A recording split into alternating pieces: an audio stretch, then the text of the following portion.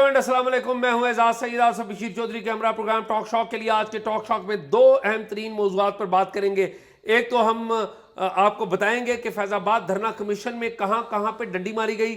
Supreme court of Pakistan ने फैजाबाद धरना commission report को मुस्तरद कर दिया और आपको याद रहे कि फैजाबाद धरना कमीशन रिपोर्ट के ऊपर हम तवातर से बात करते आए और सबसे पहले हमने रिपोर्ट पूरी दी थी। आज हम बताएंगे कि कहां कहां पे डंडी मारी गई है, चार बुनियादी सुकम क्या है, उनके ऊपर बात करेंगे। दूसरे नंबर पर जो मखसूस नशिस्तें हैं पाकिस्तान तहरीक इंसाफ की नेशनल असम्बली में, उसके हवाले से सुप्रीम कोर्ट ने एक अहम फैसला किया है जिसने पार्लियामेंट की मौजूदा हैयत को आगे पीछे कर दिया है, एक तलातुम मचा दिया है। इन दोनों उमूर के ऊपर बात करते हैं। आसिफ बशीर चौधरी से आगाज करते हैं। आसिफ जी क्या हाल है? शुक्र है अल्लाह का। शाह जी आप कैसे हैं? आप खैरियत से हैं? मैं काला कुत्ता पाया कि दी फरमाइश थे हैं आज तो अक्सर ही बड़ी प्यारे पाया लग रहे हैं। Thank you very much Shah साहब। ये तो आपका एक रिवायती फिक्र है, दोस्तों नहीं, की मोहब्बत, दोस्तों के लिए तो आपका आई मीन इट का उससे नज़र है। तो शाह जी आज देखें ना, फिर वही पोस्टमार्टम किया है ना सुप्रीम कोर्ट ने, जिस तरह हमने अपने प्रोग्राम में बातचीत की थी जी हाँ। कि फैज़ाबाद धरना कमीशन ने तो रिपोर्ट में अपनी आइंदा की नौकरियां पक्की की हैं। और आज आपने, बल्कि पूरी कौम ने लाइव देख लिया कि जजेस का किसी एक जज ने ऐसी बात नहीं की कि जी इसमें बड़ी मेहनत हुई है या इसमें उन्होंने बल्कि बहुत यहाँ तक कहा कि इन लोगों ने तो सिर्फ जो है ना इस पे मट्टी डालने वाली बात की। आसिफ मैं क्विकली राउंड अप कर दूं कि फैजाबाद धरना कमीशन में 4-5 बुनियादी खामियां क्या हैं, डंडियां कहां पर नज़र आ रही हैं। 4-5 आल दो के वी रिस्पेक्ट द मेंबर्स और हमारा किसी मेंबर से ज़ाती इख्तलाफ तो नहीं है, हम तो इस रिपोर्ट के ऊपर कर रहे हैं। और मैं ज़ाती तौर पे जो अख्तर अली शाह हैं, ताहिर आलम हैं, खुशहाल ख़ान है, रिस्पेक्ट करता हूँ, लेकिन जो काम किया है हम उस काम के ऊपर बात कर रहे हैं कि कहाँ कहाँ पर उस काम में सुकम वाज़े तौर पर नज़र आ रहे हैं। 4-5 पॉइंट में क्विकली बात करता हूँ। सबसे पहले तो ये है कि बार बार जनरल फैज़ हमीद का नाम लिया जा रहा था कि फैज़ हमीद जो है वो इन्वॉल्व नज़र आते हैं। फैज़ाबाद धरना कमीशन ने फैज़ हमीद साहब को बुलाया नहीं, उनसे इन पर्सन बैठ के सवाल जवाब नहीं किए, बल्कि उनसे तहरीरी जवाब लिया है। ये एक बहुत बड़ी बुनियादी खामी है कि आप किसी मामले पर तफ्तीश कर रहे हैं और वो बंदे को आप बुला ही नहीं रहे, क्योंकि बॉडी लैंग्वेज भी बड़ी बात होती है। बाद सवाल ऐसे होते हैं जो अब्रप्ट होते हैं। जी, दूसरा एजाज, सुप्रीम कोर्ट ने भी कहा ना कि आपने कन्फ्रंट नहीं करवाया। अब सार आलम आए हुए थे ना, जी उन्होंने कहा कि वो एक और बात कर रहे हैं, ये एक और बात कर रहे हैं। आप इन दोनों को सुनते, ज़िमनी सवाल होते, ये एक दूसरे को रिबट करते और आप क्रॉस क्वेश्चनिंग के बाद कोई राय कायम करते तो उसकी कोई वैल्यू होती। बिल्कुल ठीक बात। अफसार आलम पूरे कमीशन के वाहिद आदमी थे जिन्होंने उस कमीशन में फैज़ हमीद साहब का नाम लिया था, बाकी किसी ने नाम नहीं लिया। एक तो यह है कि फैज़ हमीद साहब की क्रॉस एग्जामिनेशन नहीं हुई। दूसरा उसमें खामी क्या है कि उस वक्त के जो ISI चीफ थे नवीद मुख्तार साहब, उनको भी आपने बयान नहीं दिया। अदारे के सरबराह थे, आर्मी चीफ का चलें अगर आप बयान नहीं लेते, कमर बाजवा साहब का ले लेते तो अच्छा था, नहीं लिया, लेकिन DGI का तो कम अज़ कम लेते आप।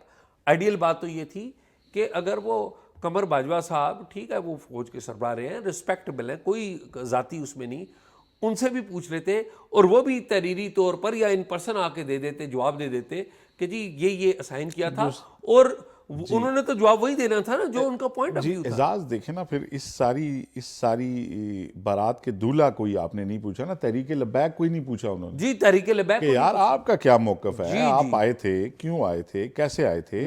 मैं आसिफ ये बताऊं कि जिम्मेदारी किसके ऊपर आयद होती है, ये कमीशन के मेंबर्स पर आयद होती है। मैं ज़ाती तौर पर समझता हूँ कि अगर ये जनरल फ़र्ज़ करें कमर बाजवा साहब को कहते हैं, कि बहुत सारे लोग बात कहते हैं ना कि मेरी जहाँ तक मालूमात है, कमर बाजवा साहब तो जिसे कहते हैं ना फटने के लिए तैयार है, वो तो बोलने के लिए तैयार है। मतलब वो बुलाते तो शायद वो आ भी जाते, क्योंकि पिछले दिनों कोई इस तरह की रिपोर्ट्स भी थी कि उनके खिलाफ किसी ने कोई बयान दिया तो वो कोर्ट में जा रहे थे, कोर्ट में जाने का उनका प्लान था। खैर छोड़िए, पहली बात हमने डिस्कस कर ली कि फैज़ हमीद साहब को प्रॉपरली क्रॉस एग्जामिन नहीं किया गया, उनके सरबराह नवीद मुख्तार को नहीं पूछा गया, और नवीद मुख्तार साहब का किसी कंट्रोवर्सी में कोई नाम ही नहीं आ रहा। क्यों नहीं नाम आ रहा? क्योंकि वो नवाज शरीफ साहब के भी करीब है ना।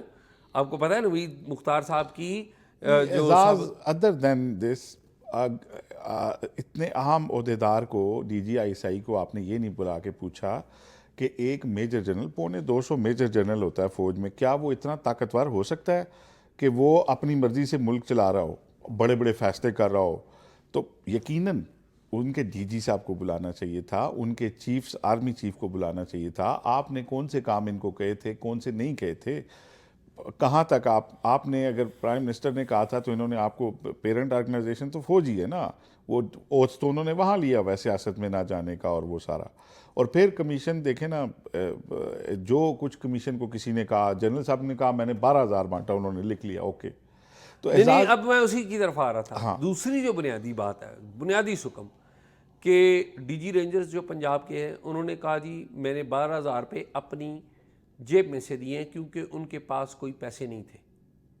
अब भाई बात यह है, क्या कोई सरकारी मुलाजिम आज तक कोई आपको याद आता है कि अपनी जेब से पैसे खर्च करें? मुझे आसिफ बताएं।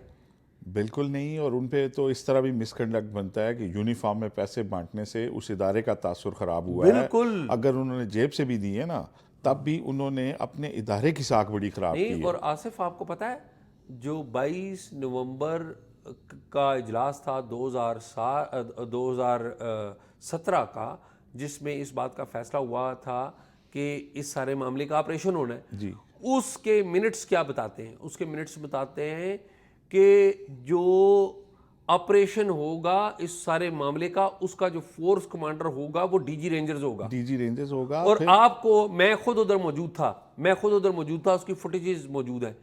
जो फ्रंट लाइन पे लड़ रही थी वो पुलिस लड़ रही थी, पुलिस लड़ रही थी, रेंजर्स तो नजर ही नहीं आ रही जी। थी। एजाज, दूसरा आप, ये तय है उसकी, उसी के मीटिंग में प्राइम मिनिस्टर कह चुका है कि तय हुआ था कि हमने इस्तीफा नहीं देना अपने मिनिस्टर का, और फैज हमीद साहब उधर एग्रीमेंट साइन कर रहे हैं कि जी रिजाइन। अच्छा, ये तीसरे नंबर पे आ गई ना बात। तो एक डीजी रेंजर्स की बात हो गई। और अच्छा, डीजी रेंजर्स में एक छोटी सी बात करनी बहुत ज़रूरी है कि डीजी रेंजर्स ने एक तो फ्रंट लाइन रोल अदा नहीं किया, जो तहरीरी तौर पे ऑर्डर है कि जी डीजी रेंजर्स उसको लीड करेंगे।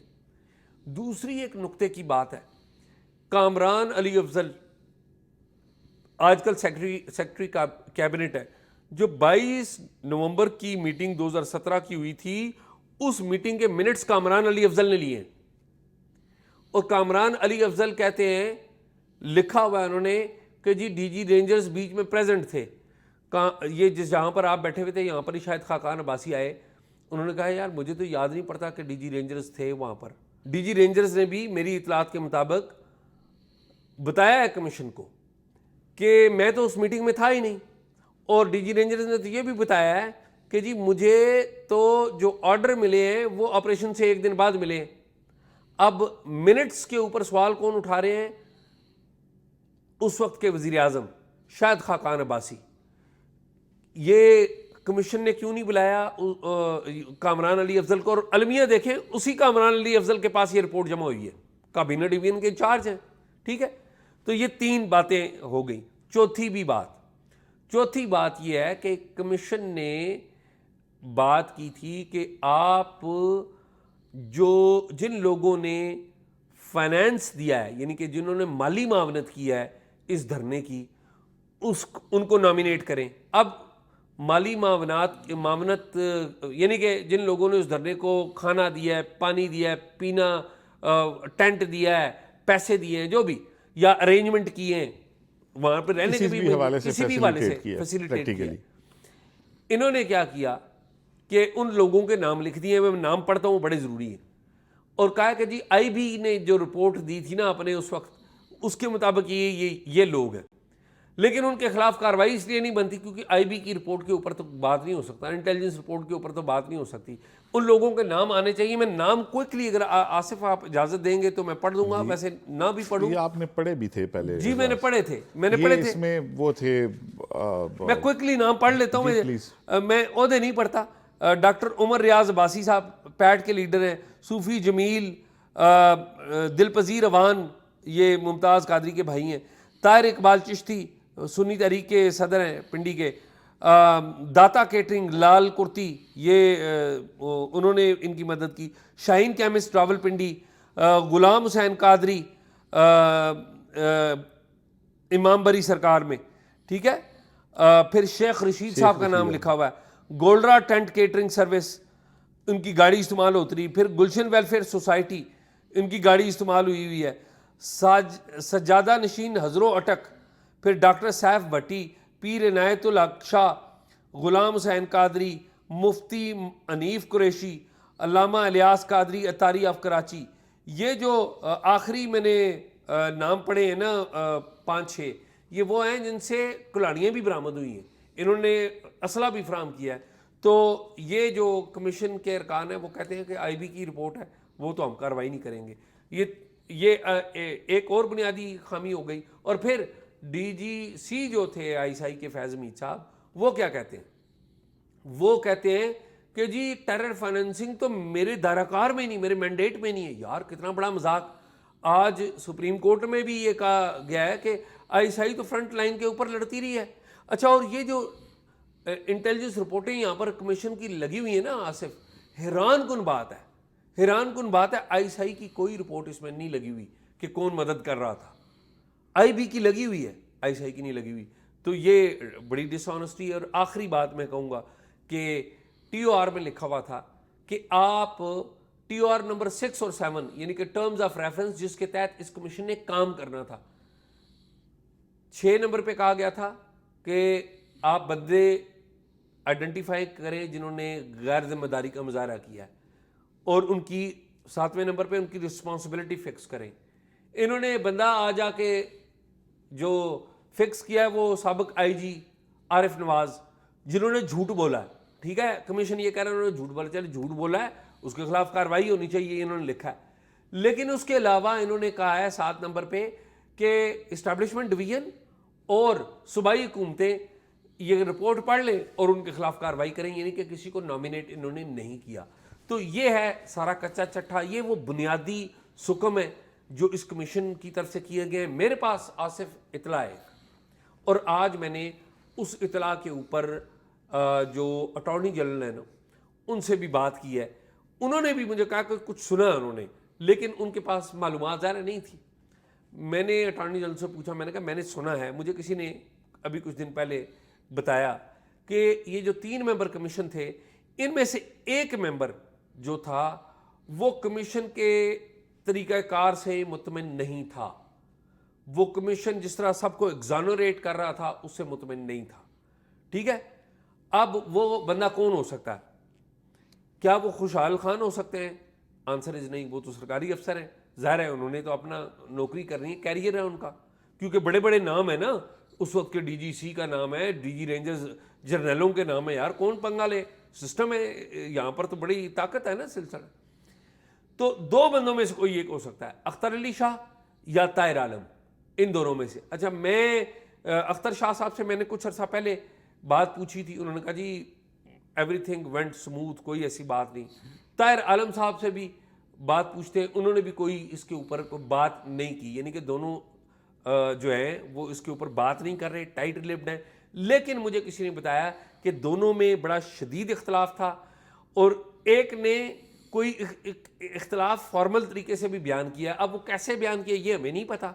मैंने पूछा अटॉर्नी जनरल से, मैंने कहा जी कोई आपके पास कोई इतला है? कहते हैं यार मैंने सुना है, यानी कि जो बात मैंने सुनी है, कौन कह रहा है? अटॉर्नी जनरल कहते हैं मैंने सुना है, लेकिन इख्तलाफ अगर होता तो वो नज़र आ जाता। तो कमीशन ने तो सारे पेजेस पे इनिशियल दस्तखत हुए हैं, तो बात उनकी भी ठीक है टेक्निकल बुनियाद पे, लेकिन ये कुछ ना कुछ है।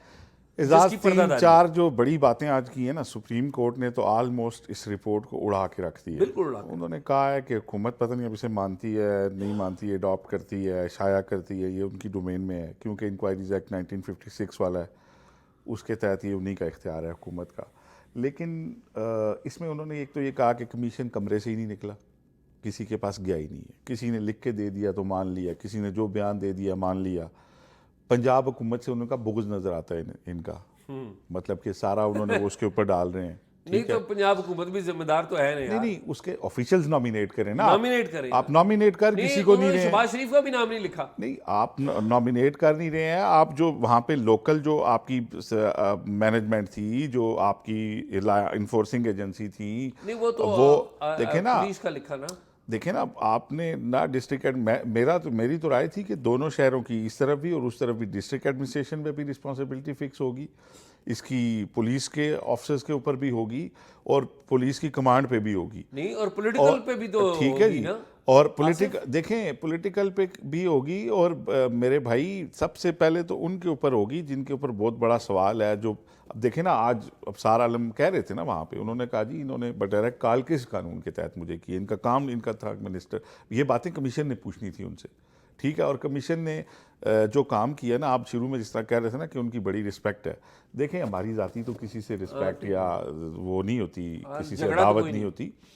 जो किसी बंदे का कौमी किरदार और ड्यूटी होती है ना, वो किसने कैसे अदा की उसकी बुनियाद पे तयन होता है कि ये बंदा कितना रिस्पेक्टेबल है। तो या तो कमीशन का कोई बंदा इख्तलाफी नोट लिखता तो हमारा हीरो होता, या कमीशन किसी को फिक्स करता कोई। कमीशन ने सिर्फ और सिर्फ अपनी अगली नौकरी पक्की करने वाली रिपोर्ट दी है अच्छा आसिफ, कि मिट्टी पाओ का बेहतरीन उन्होंने इंतजाम आसिफ किया है। मैं अब आपको बताऊं, एक जो सबसे बड़ी बात है, जो मैं कहता हूं शहबाज शरीफ साहब का नाम लिखना चाहिए था। क्यों? आपको पता है कि ये कमीशन जो है, इसने जो बयान भी लिया हुआ है, हमने शहबाज शरीफ साहब का बयान पढ़ के सुनाया हुआ है।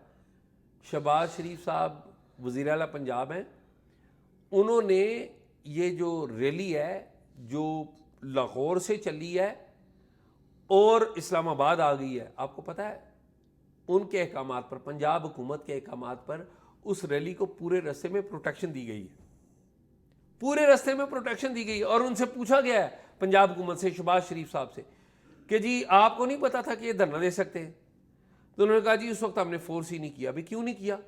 आपने सख्त कार्रवाई क्यों नहीं की? देखें एजाज, प्रोटेक्शन देना तो चलो एक लीगल राइट है ना हर शहरी नहीं, का, वो बेशक प्रोटेक्शन अंडर देना प्रोटेस्ट ठीक भी है, हो। वो ठीक है। उनके पार्ट पे तो ये चीज़ें जो हैं उनका ये आता है कि जी क्योंकि वो समझते थे कि अगर लाशें गिर गई तो उनकी हुकूमत जा लाशें सकती तो है, गिरानी भी नहीं चाहिए ना, ठीक है वो ना। लाशें नहीं तो नहीं, गिरानी। वो तो ये कह रहे थे कि फोर्स का इस्तेमाल, और ये अब वो इसलिए मॉडल नहीं टाउन किया। उनके जहन में है ना। उनके जहन में मॉडल टाउन के बाद वो जो है उनके ऊपर एक मॉडल टाउन की तलवार उस वक्त भी लटक रही थी, और वो समझते थे कि हमने फोर्स इस्तेमाल नहीं करनी।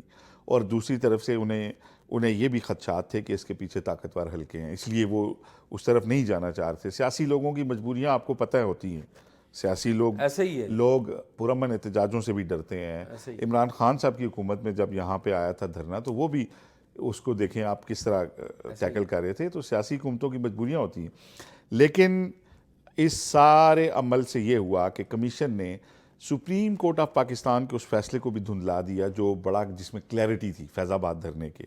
तो अब मेरा तो ये ख्याल है कि सुप्रीम कोर्ट को चाहिए था कि इस कमीशन के जो मेंबर्स हैं ना, इनको ब्लैक लिस्ट करना चाहिए था, कि जो इन्होंने इसमें फाइंडिंग्स दी हैं उसके बाद इन बंदों से आइंदा किसी नेशनल लेवल का कोई काम ना लिया जाए, ताकि आइंदा के लिए जो कमीशन बने वो ये जिम्मेदारी महसूस करें कि हमसे कौमी सर्विस ली जा रही है, और अगर हमने इसमें डंडी मारी तो कॉन्सिक्वेंस भी हो सकता है, ना कि ये है कि आप अपनी सिर्फ नौकरी को जो है वो पक्का करें। अच्छा आसिफ, ये बात तो हमने कमीशन की काफ़ी कर ली। मुझे ये बताएं, आज सुप्रीम कोर्ट ऑफ पाकिस्तान में पीटीआई की जो मखसूस नशस्तों के हवाले से एक बड़ा तनाज़ा चल रहा है, उसके ऊपर भी कार्रवाई हुई है। ज़रा सादा अल्फाज में बताएं कि वो क्या हुआ है, और हमें आपको भी आइडिया है, ज़रा आपने ये पॉइंट उठा रहे हैं कि ये तो पार्लियामेंट की पूरी हैयत बदल रही है, ये तो हुकूमत आइनी तब्दीलियाँ ला रही थी।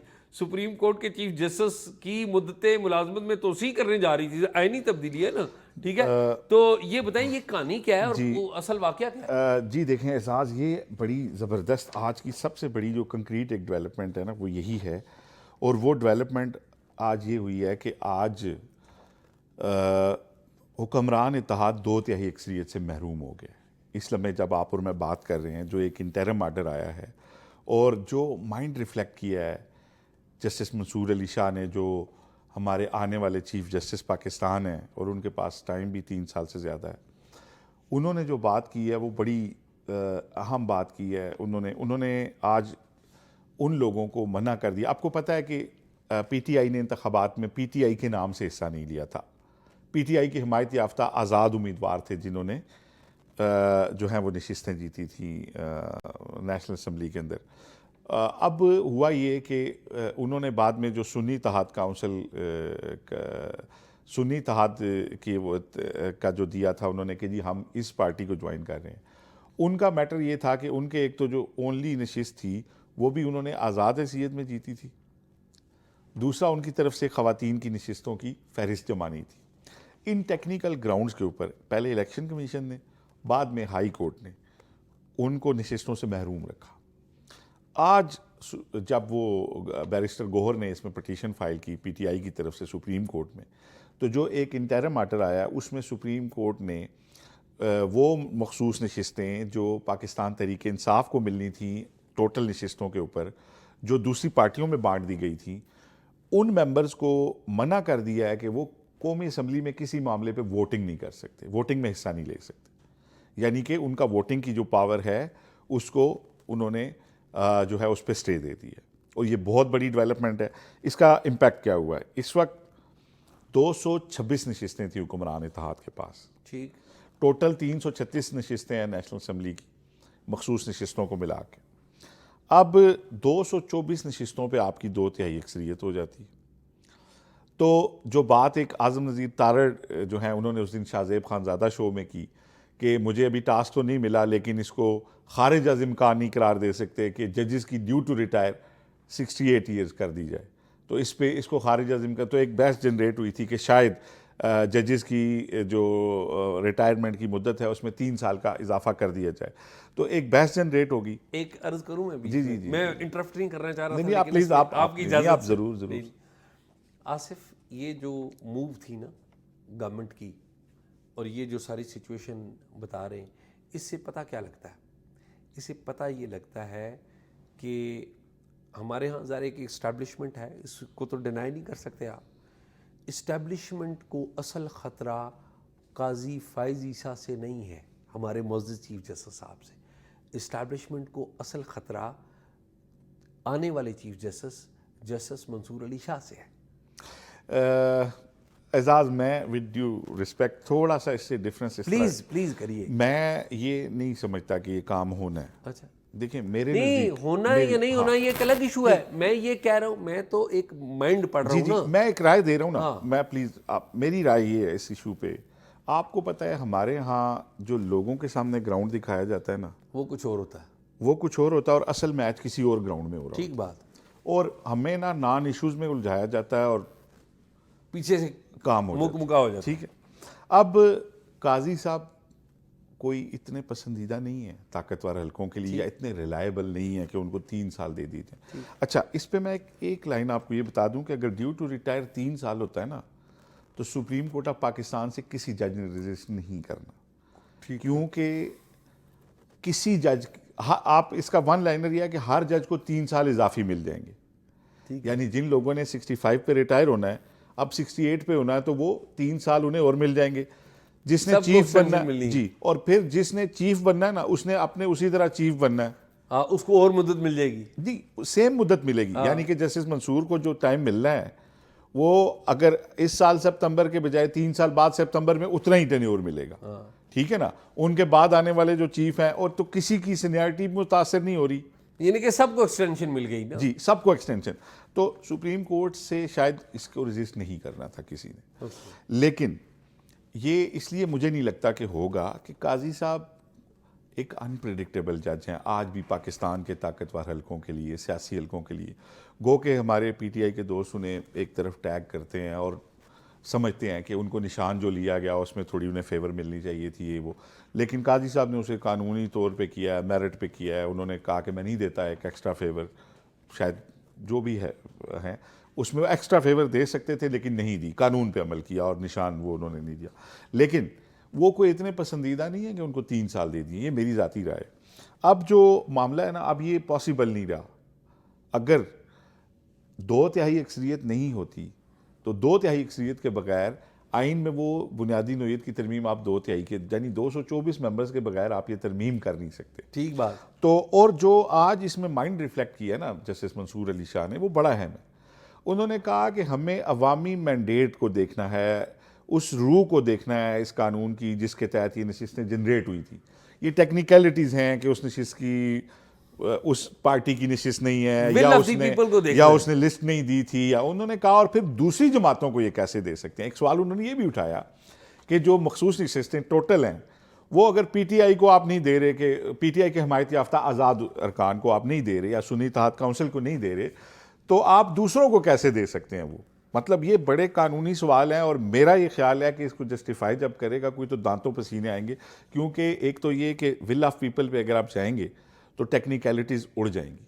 ठीक बात। ठीक है, और मोस्ट लाइकली ये पीटीआई को नशिस्तें मिल सकती हैं। इसमें 20 नशिस्तें इन्हें ख़वातीन की मिलनी हैं, अराउंड 20, वेरी गुड, और 2 नशिस्तें इन्हें शोर शाट अकलीतों की भी मिल जानी। ठीक बात। तो एक तो पीटीआई बहुत स्ट्रेंथन हो जाती है, और अभी भी उनका शोर शराबा असम्बली में जो है काफ़ी है, और ये 125 से ऊपर चली जाती है अपोजिशन, और 125 के राउंड चली 115 प्लस हो जाती है। तो एक तो ये बड़ा होगा, दूसरा इजलास ही नहीं चल सकता और जी अगर दूसरा वो चाहे तो। इजलास के अलावा आप देखें, इजलास शोर शराबे में भी कानून साजी हो जाती है, पोजीशन के वॉकआउट में भी हो जाती है। मेरा ये ख्याल है कि हुक्मरान इत्तेहाद के लिए बहुत बड़ा अपसेट होगा कि वो आइन में बुनियादी नोयत की तरमीम ना कर सके, और ये अगर उनसे चला जाता है तो आपकी, और मेरा ख्याल है कि ये जिस तरह की असम्बली है या जिस तरह का हुक्मरान इत्तेहाद है और जिस तरह के कंप्रोमाइज़ इन्होंने चीज़ें कर रहे हैं, जिस तरह से एक अथॉरिटी बनी है रातों रात, देखें आप वो जो साइबर क्राइम के ऊपर बनाई है, उसके ऊपर पूरी हम बात करेंगे तफसीली, लेकिन बहुत सारे मैं ज़ाती तौर पे ये समझता हूँ कि आइन में बुनियादी छेड़छाड़ का जो हक अगर हुक्मरान इत्तेहाद से चला जाता है तो शायद इसमें पीपल ऑफ पाकिस्तान की बहुत सारी बेहतरी होगी। ऐसे ही बिल्कुल ठीक है। तो एजाज मेरे ख्याल में कहानी खत्म हो गई है जी, और लेट्स सी अगर इस कोर्ट इस चीज़ का फैसला आ जाता है पीटीआई के हक में, तो ये बहुत बड़ा फैसला मेरे ख्याल होगा। में ये पीटीआई की बड़ी खुशखबरी है, और आज जो डिसीजन इंटरम आया, ये भी पीटीआई के लिए ठंडी हवा का एक झोंका है। बिल्कुल ठीक है। तो नाजरीन, प्रोग्राम आपने देखा, उम्मीद है आपको पसंद आया होगा। प्रोग्राम के बारे में अपनी राय ज़रूर दीजिएगा। talkshock777@gmail.com पर अगर आपके पास कोई मालूमात है, कोई एविडेंस है, तो वहाँ पर शेयर कीजिए, और प्रोग्राम के बारे में कमेंट आप कमेंट बॉक्स में कीजिए। मुझे और आसिफ बशीर को इजाज़त दीजिए। अल्लाह हाफ़िज़।